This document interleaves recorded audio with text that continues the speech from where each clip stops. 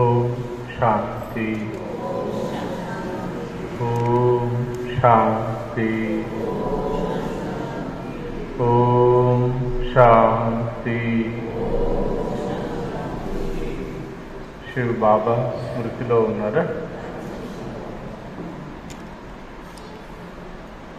ఈరోజు బాబా మనకి యోగం గురించి, స్మృతి యాత్ర యోగం గురించి కొన్ని ముఖ్యమైన పాయింట్స్ మనకి అన్ని అవ్యక్త వాణిలో అక్కడక్కడ ఉన్నటువంటి మహావాక్యాలన్నీ ఒక చోట కలిపి మనకి వివరిస్తున్నారు.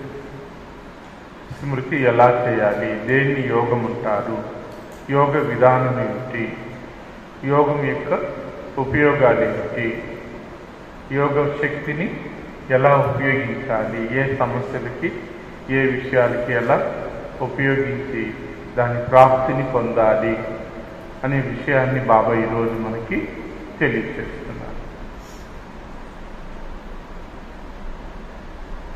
శివ్ బాబా మహావాక్యము 24/7/69. బీజంలోని వృక్షం మొత్తం సారం నిండి ఉంది. ఏ వృక్షమైనా అంత పెద్ద వృక్షం ఎలా తయారైంది? దాని యొక్క విత్తనం ఏదైతే ఉందో దాంట్లో గుప్తంగా ఉంది కాబట్టి అది భూమిలో వేసి పాలన చేసినప్పుడు అంత పెద్ద వృక్షం తయారైంది. అంటే కనబడని రూపంలో ఆ విత్తనంలో పెద్ద మహావృక్షం యొక్క అన్ని కొమ్మలు, రెమ్మలు, ఫలాలు, పుష్పాలు, ఆయుష్ ఇవన్నీ కూడా దేంట్లో నిండి ఉంది? జ్ఞాన దృష్టితో చూడాలి కదా, బీజంలో నిండి ఉంది కదా. అలాగే ఆత్మలో, ఆత్మ కూడా బీజం కదా, చిన్న బీజం కదా. ఆత్మలో బాబా స్మృతి ఇమిడి ఉంటే అన్ని రసనలు సహజంగా అనుభవం అవుతాయి. తిరుగుతూ నడుస్తూ బాబా స్మృతి మన మనసులో ఉంటే అన్ని రకాల రసాలు అనుభవం అవుతుంది. అంటే 7 గుణాలు కానీ, 8 శక్తులు కానీ, 32 దివ్య గుణాలు కానీ కదా, ఇలా అన్నీ కూడా. ఫలము ఒక రసం, పుష్పము ఒక రసం, కాండము ఒక రసం, కొమ్మ ఒక రసం, ఒక్కొక్క దానికి ఒక స్థితి ఉంది కదా. అలా మీరు తలుచుకొని ఆత్మలో ఆల్రెడీ ఉంది.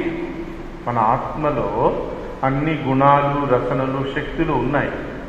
ఎలా బీజంలో ఉందో అలా ఆత్మరూపీ బీజంలో ఉంది అని అనుకొని మీరు బాబా స్మృతిలో కూర్చుంటే అన్ని రకాల అనుభవాలు అవుతుంది. అన్ని సంబంధాలు కూడా, తల్లి, తండ్రి, టీచరు, స్నేహితుడు, బంధువు, గురువు, అలా ఆత్మకి పరమాత్మకి మధ్య అంత లోతైన సంబంధం, అవినాభావ సంబంధం ఆత్మలో ఇముడి ఉందని భావించి మీ స్మృతిలో కూర్చున్నట్లయితే అన్ని రకాల రసనలు, రసము అంటే పులుపు, తీపు, కారము, చేదు చెప్తారు కదా రకరకాల, అలా అనేక రసాలు పరమాత్మతో మనకి అనుభవం అవుతుంది. యోగంలో వేడిని శీతలం చేయొచ్చు, శీతలాన్ని వేడి చేయొచ్చు, ప్రకృతి తత్వాలను మార్చవచ్చు. యోగంలో లేనిది ఏది లేదు, చాలా అద్భుతాలు ఉన్నాయి. బట్ అలా మీరు నిర్భయంగా, దృఢంగా, కన్ఫర్మ్గా అనుకుని కూర్చొని చేస్తే అన్ని రసాలు అనుభవం అవుతుంది. శివ్ బాబా మహావాక్యం 25/1/70. ఇప్పుడు మనం ఏదైతే వస్తువులు చూస్తున్నామో అవి శాశ్వతమైనవి కావు. ఈ కళ్ళకి ఏది కనిపిస్తుందో వేవి కూడా శాశ్వతమైంది కాదు. ప్రకృతి కూడా శాశ్వతమైందే, కానీ దాని రూపురేఖలు, స్థితిగతులు మారిపోతుంటాయి. ఈ వస్తువులన్నీ మానవులు తయారు చేసిన వస్తువులు కదా. ఇవైతే ఇప్పుడు ఉంటాయి, కొన్ని సంవత్సరాలకి శిథిలమైంది, రూపు మారిపోతాయి. ఆ భావం మనకు ఉండాలి. అప్పుడేమవుతుంది? ఈ వస్తువుల్ని వ్యక్తుల్ని చూస్తూ కూడా మన యోగం ఎవరితో ఉంటుంది? ఇవన్నీ టెంపరవరీ, ఇదేమీ లేదు, ఇవన్నీ కల్పితమే అనే ఆలోచన భావం మనలో ఉన్నప్పుడు పరమేశ్వరుని యొక్క తలంపు స్మృతి మనకి సహజంగా ఉంటుంది. మనతో అవినాశిగా ఉండేవారు బాబా ఒక్కరే. ఇది యోగము అంటే సంబంధం బాబాతో. ఈ భావంతో ఆయనతో సంబంధం పెట్టుకోవాలి. ఈ జీవుడు శరీరం వదిలేసినా కూడా తోడుగా వచ్చేవాడు ఎవరు? ఒక్క పరమాత్ముడే. ఈ అనుభవంతో ఉండండి. అప్పుడు మీకు సహజంగా యోగం అనుభవం అవుతుంది. తెగిపోయిన యోగం కూడా జోడించబడుతుంది. అవినాశిగా తోడుగా ఉండేవారు ఒక్కరే. ఈ సంబంధికులు, వస్తువులు, వైభవాలంతా ఈ ఆత్మ శరీరంలో ఉండేంత వరకే. ఈ ఆత్మ దాటుకుంటే వీళ్ళతో సంబంధాలు, యోగం మనకి వస్తువులతో ఏమి ఉండవు కదా అని తెలుసుకోమంట. అంటే బాబాతో యోగం మనకి ఎట్లుంది, వ్యక్తులతో, వస్తువులతో, ఈ ప్రపంచంతో ఉన్న యోగము ఎలా ఉందో భావించండి. బాబా స్మృతిలోని సర్వప్రాప్తులు ఇమిడి ఉన్నాయి. తలంపులోని, స్మరణలోని, ఆయన జ్ఞాపకంలోని అన్ని రకాల ప్రాప్తులు ఉన్నాయి. సూర్యుని కిరణము తెల్లగా ఉంటుంది, కానీ దాంట్లో 7 రంగులు సూక్ష్మంగా దాగి ఉందా లేదా? అలా భగవంతుని స్మరణలో, ధ్యానంలో నువ్వు అనుభవం చేస్తే అనేక రకాలైనటువంటి ప్రాప్తులన్నీ అందులోనే ఉంది. సర్వులని స్మృతి చేస్తే ఏ ప్రాప్తి ఉండదు కదా. మాకు అన్నదమ్ములు ఉన్నారు, బంధువులు ఉన్నారు, వస్తువులు ఉంది, బ్యాంకులో డిపాజిట్ ఉంది, ఫిక్స్డ్ డిపాజిట్ ఉంది, నాకు డబ్బు ఉంది. ఇవన్నీ కూడా అవసరమే, సంబంధాలు కూడా ఉండాలి. కానీ అవేమి మనతో కూడా తోడుగా వచ్చేదేమి కాదు. ఒక టైంలో ఉపయోగపడవచ్చు, ఒక టైంలో ఉపయోగపడకపోవచ్చు. కానీ పరమాత్మని స్మరణ అన్ని సంబంధాల్లో, అన్ని సమయాల్లో కూడా ఉపయోగపడుతుంది. మనుషుల ద్వారా కార్యం జరగాలన్నా, ధనము ద్వారా మంచి కార్యం లేదా మంచి విషయము ఫలితం ఇవ్వాలన్నా, ఆ విషయంలో కూడా ఎవరితోడు ఉండాలి? బాబాతోడే ఉండాలి. కాబట్టి మనం ఏం చేస్తామంటే వస్తువులు, వ్యక్తులకు ఎక్కువ విలువ ఇస్తాము, బాబాకి నిదానంగా ఇస్తాం. మావన్నీ అయిపోతే మళ్ళీ వస్తాము అంటారు. నిజమేనా? కానీ బాబా ఏమో 2 బ్యాలెన్స్ పెట్టుకోవాలి. మీరు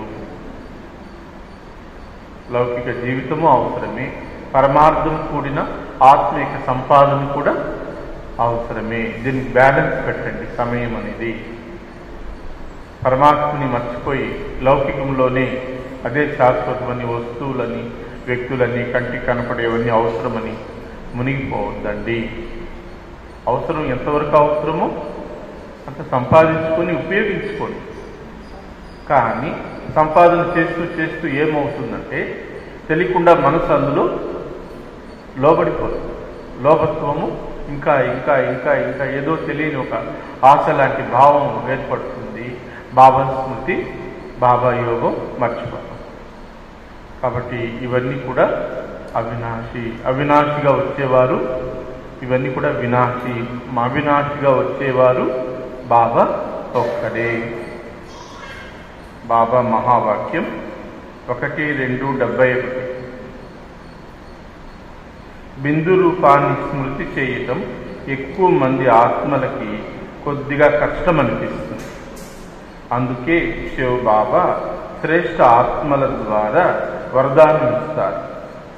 కారణం శ్రేష్ఠ ఆత్మలలో త్యాగము, స్నేహము, సేవ, సర్వ సహయోగి స్థితి ఉంటుంది.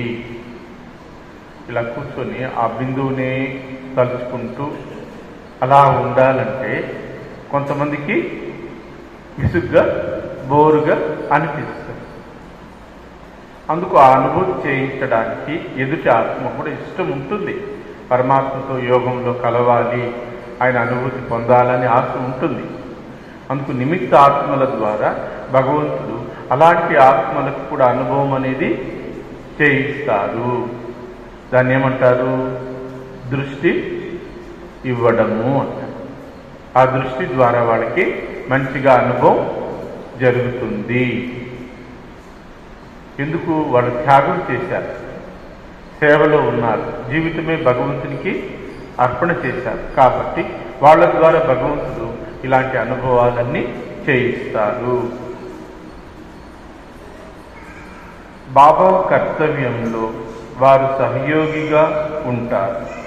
బుద్ధితో గ్రహించలేని ఆత్మలకి వారి కర్మ ద్వారా సహజంగా ప్రేరణ లభిస్తుంది. ఎలా బ్రహ్మబాబా ఒక సెకండ్లో త్యాగం చేసి జీవితాన్ని బాబాకు అర్పణ చేసి జీవిత పర్యంతరం భగవంతుని సేవలోనే ఉండిపోయారు. వాళ్ళ చరిత్ర, వాళ్ళు చేసిన పనులు మనకు జీవితానికి ఉదాహరణ అవుతుంది. కాబట్టి అలాంటి ఆత్మల ద్వారా కూడా నిరాకారుడైన పరమాత్మ మనలాంటి ఆత్మలకి అనేక రకాల అనుభవాలను నిమిత్త ఆత్మల ద్వారా చేయిస్తారు. శివబాబా మహావాక్యము 26:1-70. సమయానికి తెలివి రావటం లేదంటే యోగ బలం లేనట్లే. సమయానికి తెలివి రాలేదంటే యోగ బలం లేనట్లే. ఈ పాయింట్ అర్థమైందా? ఏ రోజైతే మీకు యోగంలో బాగా శక్తిశాలి అనుభవం అవుతుందో ఆ సందర్భంలో, ఆ రోజంతటిలో ఏదైనా పరిస్థితి వచ్చినా, పరిస్థితి ఏమిటి, ఎందుకు వచ్చింది, దీని పరిష్కారం ఏమిటి అని గ్రహించే బుద్ధి మంచి యోగ స్థితి ఉన్న వాళ్ళకి ఉంటుంది.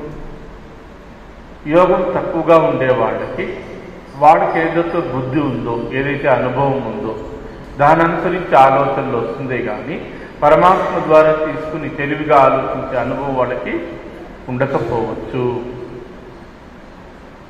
అందుకే అంటారు, పరిస్థితి అయిపోయిన తర్వాత అయ్యో ఇట్లా చెప్పింటే బాగుండేది, ఇట్లా చేయకుండా ఉంటే బాగుండేది, ఒక 2 నిమిషాలు నేను మౌనంగా ఉండింటే బాగుండేది, ఇట్లా అనుకుంటూ ఉంటాము. కొద్దిగా ఆవేశపడినాను, తొందరపడినాను, తప్పుడు నిర్ణయం చేసుకునేశాను, ఇప్పుడు దాని ఫలితం ఆ నష్టం ఇందాక కూడా అనుభవించాల్సి వస్తూ ఉంది అని బాధపడతారు. అందుకు చెప్తారు బాబా, సమయానికి పరిస్థితికి తగిన తెలివి మీకు రావాలి అంటే మీకు యోగ బలం ఉండాలి. యోగం సన్నగిల్లితే, యోగ శక్తి తగ్గితే కావలసిన ఆలోచన, ఆ సమస్యకు కావలసిన పరిష్కారము, యుక్తి మీకు బుద్ధికి తట్టదు, స్ఫురించదు అంటున్నారు పరమాత్మ. కరెక్టేనా మాట? కాబట్టి మంచి యోగ స్థితిలో రోజు కూడా తెల్లవారు వేకువజామున మంచి యోగ స్థితిని, శక్తిశాలి స్థితిని తయారు చేసుకోవాలి. 5వ పాయింట్, శివ పరమాత్మ మహావాక్యం 26:1-71. ఏ కార్యం చేసే ముందు లేదా తర్వాత 2-4 నిమిషాలు స్మృతిలో ఉండేందుకు సమయం తీయండి. ఒక విశేష కార్యానికి వెళ్ళాలి, ఒక ఊరికి వెళ్ళాలి, లేదా ఒక వస్తువు కొనాలి, ఒక ఇంట్లో వాళ్ళకి సంబంధం చూడాలి. అది చేశారు. విశేషమైన కార్యానికి ముందు మీరేం చేయాలి? ఒక 5 నిమిషాలు ఇంట్లోనే కూర్చొని బాబాతో యోగం చేసుకొని బాబాకు చెప్పి శక్తి నింపుకొని బయలుదేరాలి. ఆ పని అయిపోయిన తర్వాత రాత్రి పడుకునేటప్పుడు మీరు ఏదైతే చేశారో, బాబా ఏదైతే మా ద్వారా చేయించారో దాని ఫలితం కూడా బాబాకు అప్పగించి తేలిగ్గా అయ్యి నిద్రించండి, విశ్రాంతి తీసుకోండి. ఇది ఒక యోగం. భగవంతునితో ఎలాంటి యోగాలు చేయాలో చెప్పిస్తున్నారు పరమాత్మ. మీరు చెప్తూ ఉంటారా? మీ సొంతంగా మీ కార్యాలు, మీ ఇల్లు, మీ కుటుంబీకులు, మీ యొక్క వ్యక్తిగత విషయాలు అనుసరించి నడిచేసుకుంటారా? ఈ జీవితం బాబాది, ఈ జీవితం ద్వారా జరిగే ప్రతి కార్యము ఆ కుటుంబంలో వాళ్ళందరూ కూడా బాబా పిల్లలే. వాళ్ళ అవసరాలన్నీ కూడా భగవంతుడే. వాళ్ళు జ్ఞానంలో ఉండని ఉండకపోని అందరి అవసరాలు తీర్చేవాడు. కాబట్టి ఆ భావంతో ఆయన చెప్పి ఇప్పుడు ఏం చేయమంటావు బాబా, ఈ కార్యానికి వెళ్తున్నాను. కాబట్టి ఏ కార్యం చేయాలంటే కూడా ముందు యోగ బలం ఉండాలి. యోగం శక్తిశాలిగా ఉన్నవాళ్ళు ఆ కార్యంలో చేయి పెట్టినా, అడుగు పెట్టినా, సంకల్పం చేసినా ఆ కార్యం చక్కగా, వేగంగా, నిర్విఘ్నంగా, సరళంగా, సహజంగా జరిగిపోతుంది. ఇది యోగం యొక్క గొప్పతనము. కార్యానికి వెళ్లే ముందు వచ్చి, అందుకే మనకు అప్పుడప్పుడు ఏం చేస్తారు బాబా, ట్రాఫిక్ కంట్రోల్ పెట్టిస్తారు. అంటే మధ్య మధ్యలో ఆ స్థితిని, ఆ శక్తిని మనం నింపుకుంటూ ఉండాలి. తెల్లవారు నింపుకునేది ఉంది. ఏమవుతుంది, కార్య వ్యవహారాలు ఉన్నప్పుడు అది స్లోగా తగ్గుతూ బ్యాటరీ డిశ్చార్జ్ అయినట్లుగా అప్పుడప్పుడు స్మృతి చేసుకొని, గుర్తు చేసుకొని బాబా శక్తిని నింపుకుంటూ ఆ కార్యాల్లో ఉపయోగించండి. చేద్దామా? అవి అలవాటు చేసుకుందామా? ఏ కార్యం ఇప్పుడు చేసే ముందు, రైతులు కూడా పంట వేసే ముందు, గింజలు పొలంలో వేసే ముందు ఏం చేస్తారు, ఆ గట్టు మీద ఒక దేవుణ్ణి పెట్టి పూజించి, మన పెద్దల కుందరము అంటే భగవంతుని ముందు పెట్టి భగవంతుని యొక్క బలంతో ప్రతి కార్యాన్ని కూడా చేస్తారు. అట్లా మీరు కూడా ఏ కార్యం చేయాలన్నా, లౌకిక కార్యం కావచ్చు, అలౌకిక కార్యం కావచ్చు, అన్నిటికీ యోగ బలంతో, భగవంతుని యొక్క ఆజ్ఞతో, ఆయన తోడుతో చేసిన ప్రతి కర్మ కూడా చాలా ఫలితాన్ని ఇస్తుంది.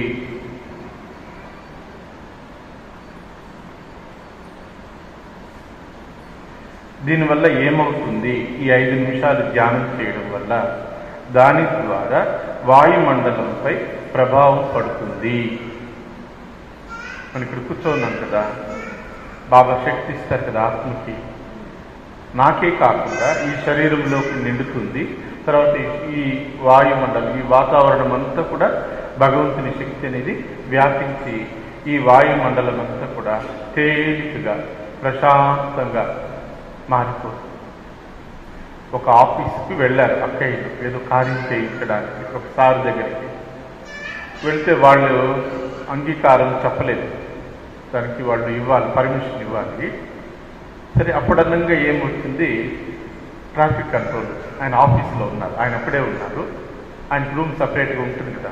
వీళ్ళిద్దరు అక్కయ్యలు వెళ్ళారనమాట. చాలా రోజులు తిరుగుతున్నారు, ఒక 3-4 నెలలుగా, సంవత్సరాలు తిరుగుతున్నారు. ఆ రోజులకి ట్రాఫిక్ కంట్రోల్ సెల్లులో ఉంటుంది కదా, ఆ ట్రాఫిక్ కంట్రోల్ వచ్చినప్పుడు అప్పుడు వాళ్ళు మౌనంగా యోగంలో కూర్చున్నారు. ఆయన కూడా మౌనంగా ఉండిపోయారు. ఈ యోగంలో పరమాత్మ ఎంత శక్తి ఇచ్చారు ఆ టైంలో అంటే, ఆ తేలికదనం, ఆ ప్రశాంతత ఆ సార్ కూడా, ఆఫీసర్ కూడా అనుభవం చేసి ఓకే అని గ్రాంట్ చేసేసారు, పర్మిషన్ ఇచ్చేసారు. ఇప్పుడు అర్థమైందా అప్పుడప్పుడు ఎందుకు చేయాలి యోగము అంటే? యోగ అనుభూతి వాళ్ళకి, మనం చేసే యోగం వాయుమండలం మార్చి ఆ ఆత్మకు కూడా మంచి తేలికదనం, ప్రశాంతత అనుభవం అయ్యింది. మాటతో మార్చలేనిది మనసుతో, ఈశ్వరీయ శక్తితో, యోగ బలంతో చాలా కార్యాలను మనం సహజంగా చేయవచ్చును. శివబాబా మహావాక్యం దాంట్లోని ఒకరికొకరు అనుసరిస్తూ బుద్ధికి విశ్రాంతి కూడా లభిస్తుంది, శక్తి కూడా నిండుతుంది. ఈ ట్రాఫిక్ కంట్రోల్ చేయటం వల్ల గంటకు 5 నిమిషాలు ఇలా కూర్చోవడం వల్ల ఏమవుతుందంటే బుద్ధికి విశ్రాంతి లభిస్తుంది, పరమాత్మనిచ్చే శక్తి కూడా మనకి నిండుతుంది. శరీరానికి కూడా 5 నిమిషాలు రెస్ట్ అనేది ఆ పనుల్లో ఉంటుంది కదా, విశ్రాంతి అనేది లభిస్తుంది. మరలా తేజస్సుగా 5 నిమిషాల కన్నా కూడా ఒక గంటలో జరిగే పని 50 నిమిషాల్లో, 40 నిమిషాల్లో, అర్ధ గంటలో అయిపోతుంది. మనం ఏమనుకుంటాం, అయ్యో పని తొందరగా ఉంది, టైం తక్కువగా ఉంది, త్వరగా అయిపోవాలి, ఇప్పుడు ట్రాఫిక్ కంట్రోల్ అంటే సమయం వేస్ట్ అయిపోతుంది కదా, ఇప్పుడు యోగం చేసే టైం అయింది అని కూడా అనుకుంటారు. కానీ పరమాత్మ ఏమంటున్నారు, ఎంత అర్జెంట్ అయినా, ఎంత అవసరమైనా ఒక్క 3 నిమిషాలు బాబా స్మృతిలో ఉన్నట్లయితే వాయుమండలం మారుతుంది, మీ స్థుతికి మీ బుద్ధికి విశ్రాంతి కలుగుతుంది, చాలా గొప్ప చమత్కారాలు అనుభవం అవుతుంది. బాబా కర్తవ్యంలో అదేవిధంగా ఎప్పుడైనా ఎవరైనా వ్యక్త భావంతో ఎక్కువగా ఉంటే మీరు అవ్యక్త శాంత స్వరూపాన్ని ధారణ చేయండి. అంటే మాటల్లో కోపము, ఆవేశము లేదా వ్యర్థంగా గలగల అని మాట్లాడేస్తూనే ఉంటారనుకోండి, అవకాశం ఇవ్వకుండా మనం గమ్మునే ఉన్నామనుకోండి, మీరు విశ్రాంతిగా బాబా స్మృతిలో ఉండిపోండి. ఆ మాటలకు స్పందించకుండా వాళ్ళు కొద్దిసేపటికి వాళ్ళు కూడా ఏమవుతారు, మాటలను తగ్గిస్తూ శాంతి స్థితిలోకి వెళ్ళిపోతారు. మిమ్మల్ని చూసి వాళ్ళకి కైగ లభిస్తుంది. అరే మనం ఓవర్గా మాటల్లో వస్తున్నామేమో, 5 మాటలు మాట్లాడవలసింది 50 మాటలుగా మాట్లాడుతున్నామేమో అని వాళ్ళకి అర్థమయ్యి వాళ్ళు కూడా శాంతి స్థితిలోకి వచ్చేస్తారు. మాటకు సమాధానం ఇవ్వాలి, మాటకు పరిష్కారం చేసుకోవాలి అంటే కొన్ని సందర్భాల్లో అది అయ్యే పని కాదు. కాబట్టి ఓవర్గా టాకింగ్ వచ్చినప్పుడు మీరు మౌనంగా బాబా స్మృతిలో ఉండిపోండి. వాళ్ళు కూడా శాంతిగా కొద్దిసేపటికి శాంతి అయిపోతారు.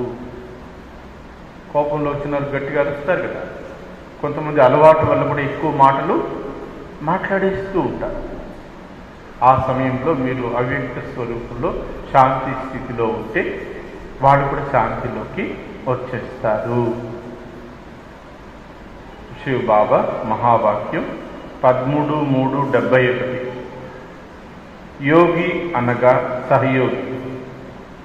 ఈశ్వరుడితో యోగం చేసేవాళ్లకు మనస్తత్వం ఎట్లుంటుందంటే అందరూ బాగుండాలి, మనకు వీలైనంత వరకు నలుగురికి మంచి చేద్దాము, అందులో భగవంతుని కార్యములో ఎంతో కొంత మనవంతు సహాయం కూడా మనకు దేవుడు ఇచ్చింది, మనకు కలిగింది, మనం చేయగలిగింది మనం చేసుకుందాము అనే భావన ఉంటుంది. మనసు వికసిస్తుంది, బుద్ధి విశాలమవుతుంది. యోగి అంటే సహయోగి, అంటే ఒకరికొకరు సహాయం చేసుకునేవాళ్ళు. అది లౌకికంలో ఉండొచ్చు, భగవంతుని కార్యంలో ఉండొచ్చు, ఏ రూపంలో కూడా నలుగురికి అందుబాటులో ఉండాలి అనే భావం వాళ్ళకి ఉంటుంది. నిజమైన యోగం ఉన్నవాళ్ళు స్వార్థం అనేది తగ్గుతుంది, పరమార్థం అనే మనస్సు వాళ్ళల్లో ఎదుగుతుంది. ఇది యోగానికి గుర్తు. మాట సహాయం చేయండి, మీకు ఫోన్లే కానీ ఏమి ఇవ్వలేరు, సంకల్పం చేయండి. తండ్రి ఆశించదు అవసరమంట, వాళ్ళు చాలా బాధల్లో ఉన్నారు, మీరు సంకల్పం చేయండి వాళ్ళ కోసం. సంకల్పంతో కానీ మాటతో కానీ మీకు చేయగలిగింది ఆ సమయంలో మీ స్థితిని బట్టి సహయోగులుగా కండి. ఇది యోగానికి గుర్తు. చేద్దామా? చెప్తారు కదా, మనం చేసిన ధర్మమే మన వెనుక వస్తుంది. మనం తినింది మన్నుపాలు, మనం నలుగురికి పెట్టింది పుణ్యపాలు అంటారు కదా, అలా చేయండి అంటున్నారు తండ్రి.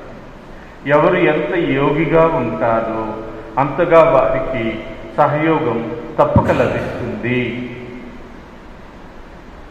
బాబాతో యోగం చేసుకుని బాబాని నమ్ముకొని బాబా స్మృతిలో ఉండేవాళ్ళకి తనకున్న అవసరమో కష్టమో నలుగురికి చెప్పకుండా బాబాతోనే మాట్లాడుకొని బాబాతోనే యోగంలో ఉండేవాళ్ళకి చుట్టుపక్కల ఉన్న వాళ్ళ ద్వారా కానీ దూరంగా కానీ ఎవరో ఒకరి ద్వారా మీరు నోట్తో చెప్పకుండానే మీకు సహయోగం అనేది అందుతుంది. మీకు యోగం లేకుండా పదే నోట్తో ఎన్నిసార్లు చెప్పినా చేసేవాళ్ళు కూడా మీకు చేయకపోవచ్చు. అర్థమవుతుందా? అందుకు చెప్తున్నారు తండ్రి. కనుక సర్వుల నుండి సహయోగం లభించాలి అంటే యోగులుగా అవ్వండి. యోగికి సహయోగం ఎందుకు ప్రాప్తిస్తుంది? ఎందుకంటే యోగి బీజముతో శివ పరమాత్మతో యోగం జోడిస్తున్నారు. బీజం యొక్క స్నేహంలో లీనమై ఉన్నారు. సాధారణ వృక్షానికి మొదలు వద్ద నీళ్లు పోస్తే ప్రతి ఆకుకి అందుతుంది.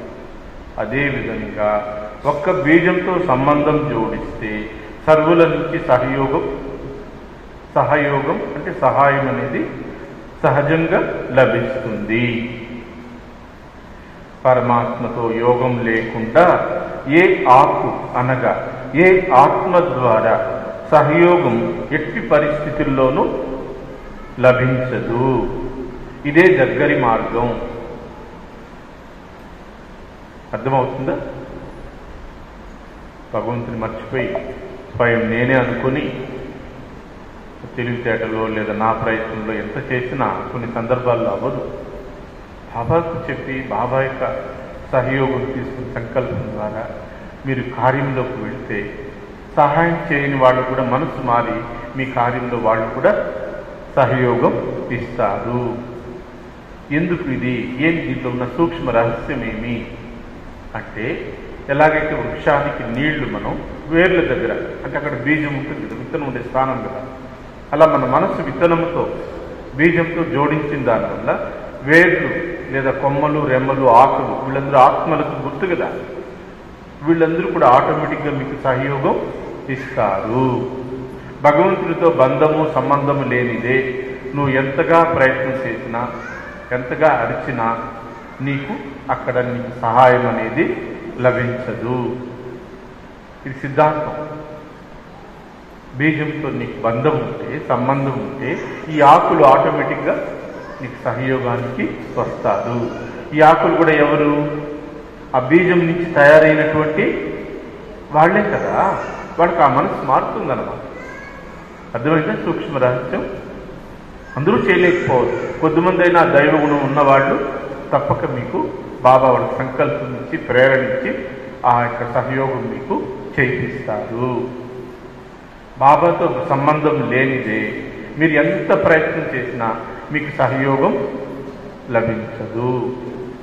ఒక ఆరోగ్య విషయంలో కావచ్చు, ఒక హాస్పిటల్ విషయంలో కావచ్చు, కుటుంబ విషయంలో కావచ్చు, కొన్ని సమస్యలు సందర్భాల్లో కావచ్చు. ఆ పరిష్కారం వాళ్ళ దగ్గర ఉంటుంది. మనం ఎక్కడెక్కడో వెళ్తాం, ఎంతెంతో ఖర్చు పెడతాం, కొన్ని లక్షలు ఖర్చు అయిపోతుంది. ఇట్లా బాబా పిల్లలు ఎవరినో ఒక చిన్న ఆత్మ ఉంటారు, వాళ్ళు అదేదో పసులు అట్లా కలిసి ఇస్తారు, నూరిస్తారు, తాగిస్తే బాగా. అంతవరకు నువ్వు అనుభవించింది ఏమి? బాబా చెప్పినా కూడా నువ్వు అనుభవించినావు, లేదు చెప్పకుండా కూడా అనుభవం చేసుకున్నావు అంటే నీకు యోగం బాబాతో లోతుగా ఆయన పైన నమ్మకం విశ్వాసంతో నీ ప్రయత్నం నువ్వు చేయాలి. నీకు కేవలం నీ ప్రయత్నమే చేస్తుంటే ఆ ప్రయత్నంలో భగవంతుని తోడు లేని కారణంగా అది ఫలితాన్ని ఇవ్వలేకపోవచ్చు. కాబట్టి యోగికి సహయోగం అనేది కంపల్సరిగా లభిస్తుంది అంటున్నారు తండ్రి. నిజమేనా ఈ మాట? మన యోగం అంతా దేంట్లో ఉంటుంది? రోజంతా వస్తువులు, వ్యక్తులు, ధన సంపాదన వీటిపైన ఉంటుంది మన యోగం. అందుకు మధ్య మధ్యలో కూడా 5-5 నిమిషాలు నీ యోగం నాతో పెట్టు బిడ్డ, నేను కదా అన్ని నడిపించేవాడు, నన్ను మర్చిపోవద్దు. నువ్వు ఆత్మని కూడా మర్చిపోకుండా ఆత్మగా నన్ను స్మరిస్తూ ఉంటే నీకు కావాల్సిన కార్యకలాపాల్లో, నీ దైనందిక జీవితంలో కావాల్సిన విషయాలన్నీ కూడా నీకు తోడుగా ఉండి సహచరుడిగా ఉండి చేయిస్తాను అంటున్నారు బాబా. శివ బాబా మహావాక్యం 13:3:71 పాయింట్లు అర్థమవుతుందా? అందరూ అనుభవం చేసుకుని మళ్ళీ పాయింట్లన్నీ చెప్పాలి.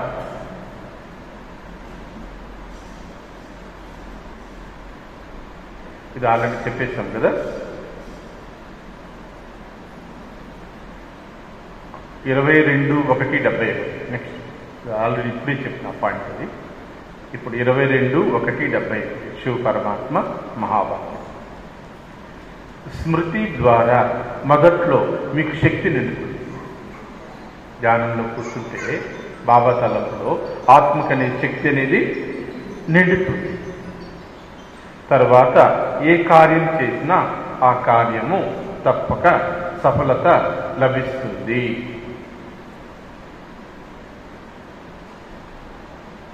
యోగం బాగుంటే, యోగం చేసుకుంటే శక్తి నిండి ఆ శక్తిశాలి స్థితిలో ఉండి మీరు ఏ కార్యం చేసినా అందులో మీకు మంచి ఫలితం లభిస్తుంది. అది లౌకిక కార్యాలైనా అలౌకిక కార్యాలైనా అన్నిటిలో ఫలితం లభిస్తుంది.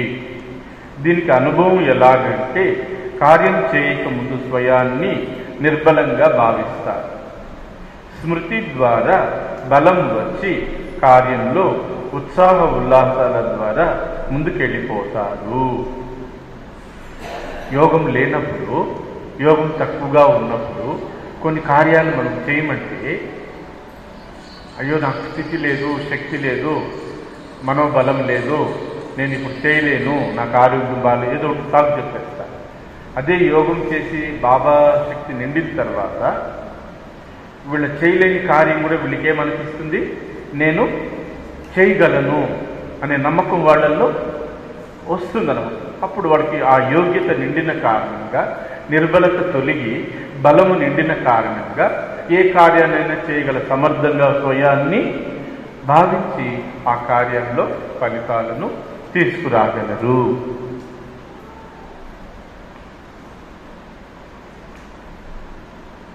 శివబాబా మహావాక్యం 8/6/71. స్మృతి యాత్ర ద్వారా ఆత్మలో శక్తి వస్తుంది. ఎంతెంత ఆత్మిక శక్తి ధారణ చేస్తారో బుద్ధిని అంత సమయము ఉపయోగించగలరు. ఈ పాయింట్ అర్థమైందా?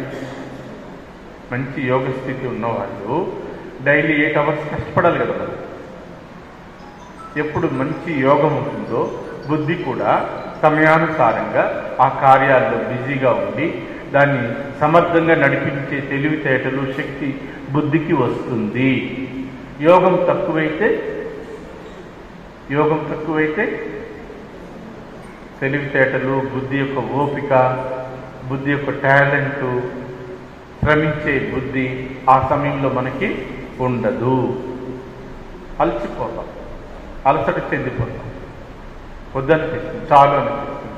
ఒకవేళ పట్టుదలగా చేసినా కూడా ఆ కార్యాలు అవకతవకలుగా ముగిస్తామే కానీ మంచి ఫలిత రూపంలో చేయలేకపోతాము. కాబట్టి కొన్ని కార్యాలు బుద్ధితో చేయాలి. కంప్యూటర్ అనుకోండి, కొన్ని విషయాలు బుద్ధి ఎక్కువ పనిచేయాలి. దానికి కూడా ఏం కావాలి? ఆత్మలో శక్తి నుండి బుద్ధి కూడా శక్తిశాలిగా ఉన్నప్పుడే 8 hours కానీ 10 hours కానీ సమయం అంతా కూడా చేయగలరు. బుద్ధిలో అసలు ఆత్మలో శక్తి లేకపోతే బుద్ధి కూడా మీకు కోఆపరేషన్, సహయోగం అనేది ఇవ్వదు. దానికి ముందు పాయింట్ ఏం చెప్పారు బాబా? ఎంతెంత యోగం బలం ఉంటుందో అంత బుద్ధి పనిచేస్తుంది. యోగ బలం లేదంటే సమయానికి ఏం తెలివి కావాలో, ఏం ఆలోచన కావాలో అది తట్టదు, రాకపోవచ్చు, మిస్ అయిపోతుంది అవకాశము, పొరపాటు జరిగిపోవచ్చు అని ముందు చెప్పారు బాబా. ఆ పాయింట్కి ఈ పాయింట్కి సారూప్యంగా ఉందన్నమాట. శివబాబా మహావాక్యము 4/7/71. పూర్తి శక్తిశాలి స్మృతిలో వికర్మలను వినాశనం చేసుకోవచ్చును.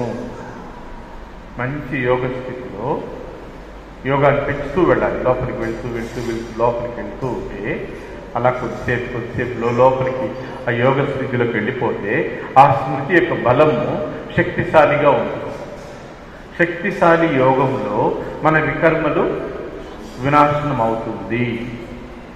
వికర్మలు అంటే పొరపాటు కర్మలు, పాప కర్మలు, చెడు అలవాట్లు, బలహీనతలు, తప్పును తెలుసు మరలా కూడా చేస్తూ ఉంటాం. ఎందుకు? మనసు దానికి లోబడిపోతూ ఉంటుంది. ఇలాంటి పొరపాటు కర్మలు జ్ఞానం తెలిసి కూడా చేస్తున్నాము, కోపంలోకి వచ్చేస్తున్నాము, ఆవేశంలోకి వచ్చేస్తున్నాము, తప్పుగా భావిస్తున్నాము, పొరపాటుగా వ్యవహరిస్తున్నాము. ఇలాంటివన్నీ కూడా వికర్మలు అంటారు. ఒకటేమో పూర్వజన్మల్లో చేసింది, ఇంకొకటేమో ప్రస్తుతం దాని ప్రభావం ద్వారా ఇప్పుడు కూడా అలాంటి వికర్మలకు చేస్తూ ఉంటాం లేదా ప్రభావితం అయిపోతాం. ఇవన్నీ తొలగాలంటే ఎలాంటి స్మృతి ఉండాలి? శక్తిశాలి స్మృతి కావాలి. అనుకుంటాం కోపపడకూడదు, ఆవేశంగా మాట్లాడకూడదు, కొంచెం ఓపికగా ప్రశాంతంగా నిర్మలంగా చెప్పింటే బాగుంటుంది. అదే మాటే కొంచెం చిన్నగా కొంచెం స్థితిలో ఉండి చెప్పింటే ఎంతో ప్రభావం పడుతుంది అనుకుంటాం కదా. అదే చెప్తున్నారు బాబా. అట్లా వికర్మలన్నీ వినాశనం కావాలంటే చేసే పొరపాటు పనులు నిలవాలి, అది మన నుంచి తొలగిపోవాలంటే యోగ బలం కావాలి, శక్తిశాలి యోగం కావాలి. మామూలు యోగంతో పైన తేటగా ఉంటుంది మనస్సు బుద్ధి, కానీ లోతు యోగానికి వెళ్తే ఏదైతే సంస్కార రూపంగా మన ఆత్మలో ఇమిడిపోయిన వికర్మలు అవన్నీ కూడా మారిపోతుంది. వికర్మలు నాశనము వినాశనము అయిపోతుంది. కొన్ని చూడండి, సిగరెట్టు, బీడి, తాగుడు అలవాటు, ఒక్కాకు, ఇంకా చిన్న చిన్న బలహీనత భౌతికంగా మానసికంగా కూడా చాలా ఉన్నాయి. ఇంట్లో భార్య భర్తలు సరిగా ఉండరు, ప్రేమగా స్నేహంగా కలిసి ఉండరు, ఒకరిపైన ఒకరికి అవగాహన ఉండదు, అన్ని విషయాల్లో పొరపాటుగా భావిస్తూ ఉంటారు. ఇలాంటివన్నీ కూడా శక్తిశాలి యోగము ద్వారా ఇవన్నీ కూడా దూరం అవుతుంది, సమాప్తి అవుతుంది అన్నారు బాబా. చేసుకుంటారా? శక్తిశాలి యోగం ఎక్కడ దొరుకుతుంది? బట్టీల్లో దొరుకుతుంది. అంటే కేవలం బట్టీలే ఉండాలి, జ్ఞాన యోగాలే తప్ప వేరే విషయాలు ఇక్కడికి ఈ సన్మానాలు, పొగడతలు, 60 ఏళ్ళు నిండింది, బర్త్డేలు ఇలాంటివన్నీ వస్తే మనం స్థితి మారిపోతుంది, బుద్ధి మారిపోతుంది. ఇప్పుడు కొన్ని సందర్భాల్లో అవసరం ఉండొచ్చు, లేదని చెప్పలేదు, కానీ ఇలాంటి యోగ స్థితి కోసం దేనిపైనే ఉండాలి. ఇట్లా 14 సంవత్సరాలు బ్రహ్మబాబా చేశారు కదా, పిల్లల ద్వారా చేయించారు, అలాగే చేయాలి. బాబా చెప్తున్నారు, ఈ సమయంలో మీరు ఏ కర్మ చేసినా దానిలో చేసి చేయించేవారు బాబా. ఉంటుందా? స్మృతి ఉంటుందా? మనం నిమిత్తము. ఈ స్మృతిలో నిరంతరము ఉండి కర్మ చేస్తే స్మృతి సహజంగా నిరంతర యోగిగా అవుతారు. అంటే పనులు చేస్తూ ఉంటాం కదా, కార్యక్రమాలు, మన బాధ్యతల్లో మునిగిపోతాం కదా, వాటిలో కూడా బాబా తలపు ఉండాలంటే మీకు లోపల ఈ సంకల్పం ఉండాలి. ఏమని ఉండాలి? చేసి చేయించేవారు బాబా. ఈ పని కూడా బాబా చేయిస్తున్నారు, నేను నిమిత్తము అనే స్మృతిలో ఉండి చేయగలిగినప్పుడు ఆ చేసే పనుల్లో, ఆ తొందరగా బిజీగా ఉండే పనుల్లో కూడా బాబా తలంపు మీకు నిరంతరం ఏర్పడుతుంది. కాబట్టి ఈ భావన మనసులో పెట్టండి, గుర్తు తెచ్చుకోండి. నేనే చేస్తున్నాను అనే భావంతో చేయకండి. అప్పుడు ఇతర నిర్బలతలకు బలం, నిర్బల ఆత్మలకు బలం ఇవ్వగలరు. ఈ విధంగా ఎవరు ఎంత పురుషార్థిగా అవుతారో మనసా వాచ కర్మలలో కూడా సరళమవుతారు, వారిని ఫలిస్తారు. అంత తొందర బిజీలో కూడా పనులు చేసినప్పుడు కొంచెం అలసిపోతాం, బుద్ధి అలుస్తుంది, శరీరం కూడా అలిసే అవకాశం ఉంటుంది. అలాంటి సమయంలో కూడా ఓపికగా ప్రశాంతంగా నిర్మలంగా 8వ గంట కూడా అవుతుంది, చివరి లాస్ట్ డ్యూటీ. ఆ సమయంలో కూడా ఆత్మ ఫ్రెష్గా ఉంది, వాడు ముఖం కూడా ఫ్రెష్గా ఉంది. అంటే వాడు నిరంతర యోగంలో ఉన్న కారణంగా, వారికి అలసట లేని కారణంగా, శక్తి ఉన్న కారణంగా చివరి క్షణం వరకు కూడా వాళ్ళు యోగ స్థితిలో ఆ పనులను ఫ్రెష్గా ప్రశాంతంగా చేసి దాన్ని ముగిస్తారు, పూర్తి చేస్తారు. చేద్దామా? ఎక్కువ మంది కోపతాపాలు, బాధలు కదా, మనస్పర్ధలు ఎక్కడొస్తాయి? పనుల్లో బిజీగా ఉన్నప్పుడే వస్తాయి. కుటుంబంలో కూడా ఆఫీసులో బాగా అలసిపోయి ఇంటికి వస్తే కూడా అప్పుడు కూడా సమస్యలు కుటుంబం వాళ్ళకు కూడా వస్తూ ఉంటుందా లేదా? అలసిపోయాను అంటారా లేదా? ఆ అలసట ఉండకూడదంటే కర్మయోగిగా అవ్వండి. కర్మలు చేసి కూడా మీ యోగం బాబాతో ఉండాలి. ఆ యోగం కుదరాలి అంటే మీ లోపల ఈ ఆలోచన ఉండాలి, చేసి చేయించేవారు బాబా, నేను నిమిత్తంగా అయ్యి చేస్తున్నాను, ఈ ఆలోచనతో చేయాలి. ఆ భావన గుర్తుంటుందా? మర్చిపోతారా? గుర్తుంటుంది కదా. అందుకే రోజు మురళి వినమని బాబా. మురళి వింటే 1 పాయింట్ 2 పాయింట్లను గుర్తున్న కారణంగా ఆ జ్ఞాన మననం ఆధారంగా బాబా స్మృతి చేసుకుంటూ నిమిత్త స్థితిగా ఉన్నప్పుడు మీకు అలసట అనిపించదు, మంచిగా అన్ని నిర్ణయాలు తీసుకోగలరు, మంచి పూరకంగా ప్రతి కార్యాన్ని చేయగలరు. శివ్ బాబా మహావాక్యం 18/7/71. రోజు సమాప్తి అయిన తర్వాత రాత్రి సమయంలో ఆ రోజంతటి పాత ఖజానాను యోగాగ్నిలో సమాప్తం చేసి పాత ఖాతాను యోగాగ్నిలో సమాప్తి చేయాలి. రెండవ రోజుకి అప్పు ఉంచకూడదు, లేకుంటే అది బుద్ధిని బలహీనం చేస్తుంది. అంటే యోగం సరిగా కుదరదు, యోగం పైన ఇంట్రెస్ట్ ఉండదు. ఎందుకు? ముందు రోజు నువ్వు ఎక్కడో పొరపాటు కోప ఆవేశాలకి, వికారాల యొక్క సూక్ష్మ స్థూలానికి మీరు గురి అయ్యి దాని ప్రభావంలోకి వచ్చి కొన్ని మాటలో, పనులో, సంకల్పాలు చేశారు. కాబట్టి ఆ భారం బుద్ధికి ఉండిపోతుంది. కాబట్టి మీరు యోగంలో కూర్చున్నా కూడా మీకు యోగం యొక్క శక్తి, యోగం యొక్క అనుభూతి జరగదు. కాబట్టి తెలుసో తెలికో పరిస్థితి కారణంగానో, వ్యక్తి కారణంగానో, వాయుమండలం కారణంగానో, నీ లోపల ఉన్న సంస్కారాల కారణంగానో ఏదో ఒక రూపంలో పొరపాటు జరిగిపోయినా రాత్రి పడుకునేటప్పుడు ఏదైతే జరిగిందో, ఏదైతే పొరపాటు జరిగిందో, దేనివల్ల మీ బుద్ధి భారమైపోయిందో, మీ మనసు చింతగా అయిపోయిందో, ఆ విషయాన్ని ఏం చేయాలి? మీరు పడుకునేటప్పుడు బాబాకు చెప్పాలి, బాబాకి ఆ ఖాతాను అర్పించాలి. దానికోసం కొద్దిసేపు యోగం చేసి క్షమాపణ చెప్పుకొని, ఎవరితో మీకు పొరపాటు జరిగిందో ఆ ఆత్మను కూడా ఎదురుగా తెచ్చుకొని వాళ్ళు కూడా క్షమాపణ చెప్పుకొని ఇంకొక 10 నిమిషాలు, ఒక అరగంట యోగం చేసి పడుకుంటే మీ బుద్ధి ఏమవుతుంది? ఆ భారం అంతా ఏమవుతుంది? తొలగిపోతుంది, ఫ్రెష్గా ఉంటుంది. మరుసటి రోజు మీరు యోగం చేయడానికి అనుకూలంగా ఉంటుంది.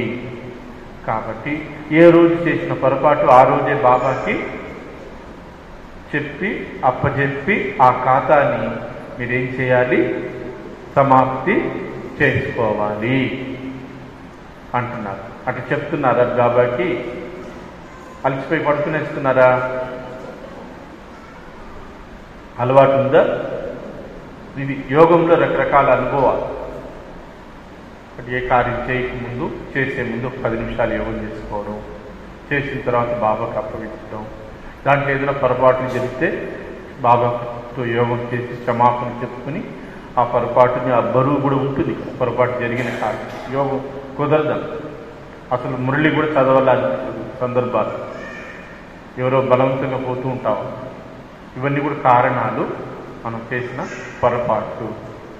కాబట్టి వాటిని బాబాకు, ఆ వ్యర్థ ఖాతాని, పాప ఖాతాని బాబాకు చెప్పి దృష్టి తీసుకుని, శక్తి తీసుకుని దాన్ని ఆ రోజే సమాప్తి చేయండి. శివ్ బాబా మహావాక్యం 11/6/71. ఇంటిని కూడా సేవా స్థానంగా భావించండి. అంటే సెంటర్, బాబా సెంటర్ అంటాం కదా, బాబా సేవా కేంద్రము అంటాం కదా. అలా మీ ఇల్లు కూడా ఏమిగా భావించాలి? సేవా కేంద్రంగా భావించండి అనుకుంటున్నారా? మా ఇల్లు వేరు, బాబా ఇంటికి పోతేనే మంచి యోగం కుదురుతుంది, అక్కడ వాయుమండలం బాగుంటుంది, ఇట్లా నా భావిస్తున్నారా? మీరు ఏమిగా భావిస్తే మీ ఇల్లు కూడా, అది కూడా ఏమైపోతుంది? ఆ స్థానం కూడా సెంటర్ లాగా మంచి వైబ్రేషన్స్, కొన్నాళ్ళు పూను పూను పూను పూను మంచి వాయుమండలం, మంచి స్థితి అక్కడ తయారవుతుంది అన్నమాట.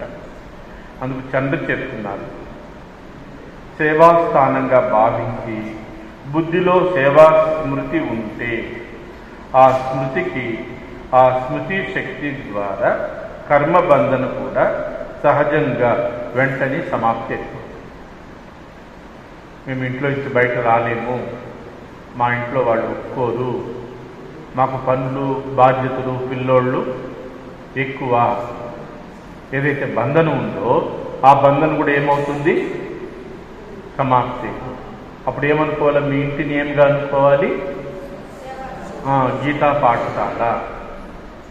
అక్కడ కూడా మీకేముండాలి? భావన, బాబా ఈరోజు నేను ఒక 10 మంది ఆత్మలకైనా జ్ఞానం చెప్పాలి, ఇక్కడ వచ్చిన ఆత్మల్ని నేను బాబాకు దగ్గర చేయాలి అని సేవా స్మృతి ఉన్నట్లయితే మీ ఇంటిని కూడా, హద్దులోని ఇంటిని కూడా అలౌకిక సేవా స్థానంగా భావించినప్పుడు, సేవ చేయాలి అనే స్థితిలో తపనతో ఉన్నప్పుడు, ఈ రోజు లేదైనా రేపైనా, ఈ నెల కాకపోయినా రేపు నెల అయినా, కొద్ది సమయం తర్వాత అయినా మీ బంధనాలన్నీ ఏమవుతాయి? ఒకటి తెగిపోతుంది. ఎందుకంటే మీరుండే ఇల్లు ఏమిగా అనుకున్నారు? మీరు బాబా సెంటర్గా భావించారు కాబట్టి. ఇది మాటలకి ఉపయోగపడుతుంది ఈ పాయింట్. శివబాబా మహావాక్యం 11/11/71. యోగ్య శివబాబాకి సహయోగిగా అవ్వటమే యోగము. యోగం చేస్తున్నారు, యోగం కుదరలేదు, యోగంలో బాబా కనపడటం లేదు, యోగంలో శక్తి ఆత్మకు వచ్చి నిండుతున్నట్లుగా అనుభవం అవ్వటం లేదు. అందుకు చెప్తున్నారు బాబా. మళ్ళీ ఆ యోగ స్థితికి ఎలా పోవాలి అంటే, యోగ్య బాబాకి సహయోగిగా అవ్వటమే యోగి. ఈశ్వరుడు లోకానికి ఏ కార్యం కోసం వచ్చారో ఆ కార్యంలో నీకు చేయగలిగినటువంటి స్థూలము, సూక్ష్మము కదా, శరీరము, మనస్సు, మాట, ధనము, వస్తువు, ఏ రూపంలో కూడా నువ్వు సహయోగం కాగలిగితే భగవంతునికి కార్యంలో నువ్వు కూడా ఒక సహయోగి అయినప్పుడు ఏమవుతుంది? అలా సహయోగిగా అవ్వడమే యోగిగా అవ్వడము. యోగ్య బాబాకి సహయోగిగా అవ్వటమే యోగము, యోగయుక్త స్థితి. అందుకని చాలామంది పిల్లలు కూడా యోగం ఉండదు పాపం, కానీ బాబాపై నమ్మకం ఉంటుంది, స్నేహం ఉంటుంది. అందువల్ల వాడికి చేయగలిగింది బాబాకు చేస్తూ ఉంటారు. తనువుతో, మనసుతో, ఇక్కడెక్కడ ఏమేమి చేయగలరో భావనతో, సంకల్పాలతో చేస్తూ ఉంటారు అని చెప్తున్నారు. నిరంతర యోగి యొక్క లక్షణాలు ప్రతి సంకల్పము, వాక్కు, కర్మలలో బాబాకి లేక రాజ్యస్థాపన కర్తవ్యంలో సదా సహయోగిగా ఉంటారు. ఎవరికి బాబాపై అంత అనుభవం, ప్రీతి ఉంటుందో వాళ్ళు బాబా సేవ చేయకుండా ఉండలేదు. ఏదో ఒక రూపంలో, ఏదో ఒక స్థానంలో, ఏదో ఒక సమయంలో బాబా సేవ నిరంతరం చేసే ప్రయత్నమే చేస్తూ ఉంటారు. చేస్తున్నారా? మీరు కూడా సేవ చేస్తున్నారా? లౌకిక సేవలో బిజీ అయిపోతున్నారా? ఆ లౌకిక సేవ కూడా ఎవరిది? మీరు చేసే లౌకిక సేవ కూడా ఎవరిది? బాబా సేవ. బాబా కోసమే చేస్తున్నారు. ఆ భావం నుండి చేసి బాబా సేవలో మనం ఉపయోగించినప్పుడు తప్పక మీరు సహయోగిగా అయిన కారణంగా ఈరోజు కాకపోయినా రేపైనా మీరు తప్పక యోగిగా, మంచి శక్తిని అనుభవం చేసే యోగిగా, సంబంధం జోడించేటువంటి అనుభవిగా అవుతారు. వీరినే జ్ఞాని, యోగి, సత్యమైన సేవాదారి అంటారు. మనసు ద్వారా, లేకుంటే తనువు ద్వారా, లేకుంటే ధనము ద్వారా అయినా సహయోగం చేయవచ్చును. మూడింటి ద్వారా ధైర్యం లేకుంటే ఉల్లాసం ద్వారా అయినా ఇతరులకు ధైర్యం ఇవ్వండి. ఇలా సహయోగి అవ్వటం ద్వారా కూడా భాగ్యం లభిస్తుంది. దీని ద్వారా కూడా సహయోగం అనే సబ్జెక్టులో మార్కులు జమ అవుతాయి. సహయోగం అన్న సేవన్న ఒకటే. బాబా కార్యంలో సహయోగం చేయాలి. తనువుతో, మనసుతో, ధనంతో, నీ విశేషత, నీ బుద్ధి కుశలత ఏం వీలైతే చేస్తూ ఉన్నప్పుడు ఆ యోగి, ఆ సహయోగి ఏమవుతారు? ఈరోజు భగవంతునికి సహాయకంగా ఉన్న ఆత్మ రేపు యోగిగా మారిపోతారు. యోగియే సహయోగియే యోగి అంటున్నారు. ఓం శాంతి. ఓం శాంతి. మధురాతి మధురమైన ఆత్మీయ బాప్దాదాలకు ప్రియ స్మృతులు. మరియు నమస్తే. ఓం శాంతి.